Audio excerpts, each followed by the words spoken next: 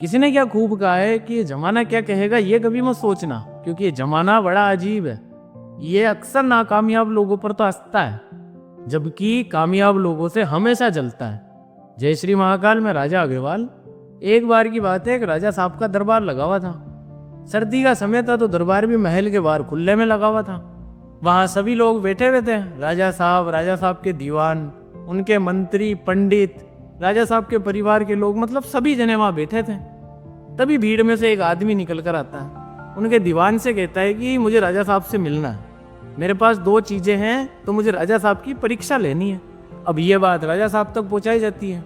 राजा साहब भी इजाजत देते हैं कि बुलाया जाए कौन है।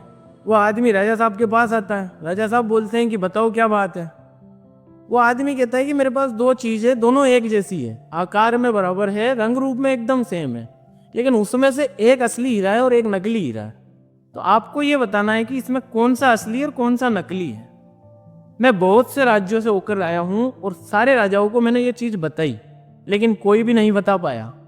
तो इसलिए अगर आप बता देते हो तो ये असली वाला हीरा आपके खजाने में जमा कर दूंगा, और अगर आपने नहीं बता पाया तो इस हीरे की कीमत आपको मुझे चुकानी पड़ेगी। अब राजा साहब का दरबार बाहर लगा हुआ था तो राजा साहब मना नहीं कर सकते थे। राजा साहब ने कहा चलो लाओ। अब दोनों हीरे राजा साहब की टेबल पर रख दिए जाते हैं। राजा साहब सबको बोलते हैं, अपने मंत्रियों को, दीवानों को, कि सब आओ एक एक कर कर और पहचान बताओ कि कौन सा असली है कौन सा नकली है। कुछ लोग तो आते हैं, लेकिन कुछ लोग सोचते हैं कि यार अगर अपन नहीं बता पाए तो राजा साहब अपने को दोष देंगे, हो सकता है अपने को सजा भी दे दें। तो इस डर के मारे कुछ लोग आते ही नहीं है। तभी भीड़ में से एक बूढ़े बाबा उठते हैं जो कि अंधे होते हैं। वो दीवान से कहते हैं कि मुझे राजा साहब से मिलना है, उनको कहो कि एक बार मैं भी प्रयास करना चाहता हूँ। अब राजा साहब तक ये खबर पहुंचाई जाती है। राजा साहब भी सोचते हैं कि यार हार तो मैं वैसे भी रही हूँ, इससे बढ़िया क्यों ना एक मौका इनको भी दिया जाए। अब बूढ़े बाबा को बुलाया जाता है। बूढ़े बाबा वहां पहुंचते हैं और पहुंचते ही 1 सेकंड में पहचान बता देते हैं कि कौन सा असली है कौन सा नकली है। और ये सब देखकर वहां बैठे सारे लोग चौंक जाते हैं, खुश हो जाते हैं कि चलो अपने राजा का सम्मान बच गया और अपने राजकोष में एक बेशकीमती हीरा भी जमा हो गया। लेकिन राजा के मन में एक सवाल रहता है कि यार आखिर में इन्होंने कैसे पहचान बता दी।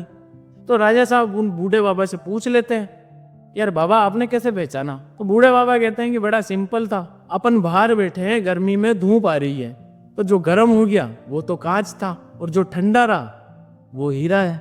इस छोटी सी कहानी से हमें सीख ये मिलती है कि कई बार हम छोटी छोटी बातों पर गुस्सा करते हैं, नाराज होते हैं, दोस्तों से, अपनों से नाराज हो जाते हैं, और इससे होता यह है कि हमारी जिंदगी में दोस्त कम होते जाते हैं, हमारे अपने कम होते जाते हैं, वो हमसे रूठने लग जाते हैं। इसलिए हमेशा याद रखना, जिसने अपना आपा नहीं खोया, जो विपरीत परिस्थितियों में भी टिका रहा, हमेशा शांत रहा, वही एंड में जीतता है, सिकंदर कहलाता है।